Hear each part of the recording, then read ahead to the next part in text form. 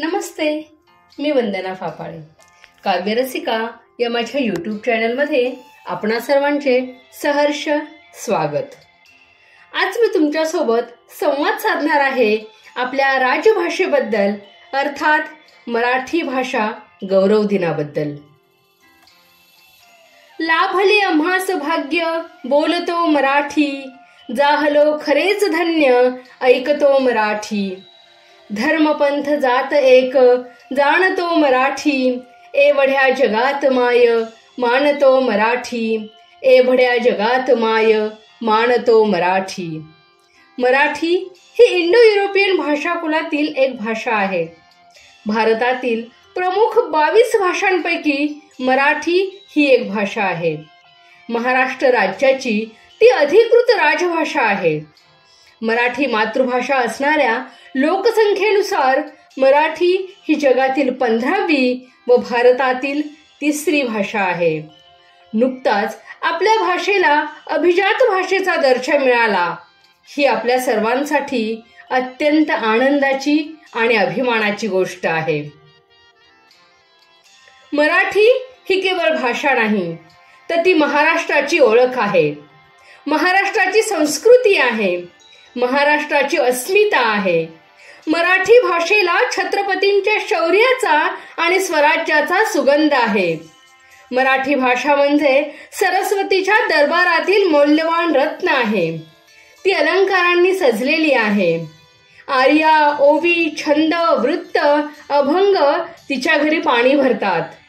कथा, कविता, कादंबरी, नाटक, महाकाव्य यांनी ती समृद्ध आहे. गडकिल्ल्यांच्या मोकळ्या वाऱ्यात छत्रपतींचे पोवाडे गाणारी मराठी भाषा आहे. घराघरातून घुमणारे तुकारामांचे अभंग मराठी भाषेत जन्माला आले आहेत. अमृताबरोबर पैजा जिंकणारी ज्ञानोबांची ओवी मराठी भाषेत आहे. तळागाळातल्या लोकांना ज्ञानामृत पाजणारी एकनाथांची भारुडे फक्त मराठी भाषेत आहेत. थकलेल्या भागलेल्या जीवांचे मनोरंजन करणारी लावणी देखील फक्त मराठीतच आहे. मित्रांनो, ही यादी न संपणारी आहे. दिल्ली येथील 98व्या अखिल भारतीय मराठी साहित्य संमेलनाचे उद्घाटन करताना पंतप्रधान नरेंद्र मोदी यांनी देखील मराठीची मुक्त कंठाने प्रशंसा केली आहे. ते म्हणतात, मराठी भाषेमध्ये शौर्य आणि वीरता, सौंदर्य आणि संवेदना, समानता आणि समरसता आहे. त्यात अध्यात्माचे स्वर आणि आधुनिकतेची लाटही आहे. मराठी भाषेत भक्ती, शक्ती आणि युक्ती आहे.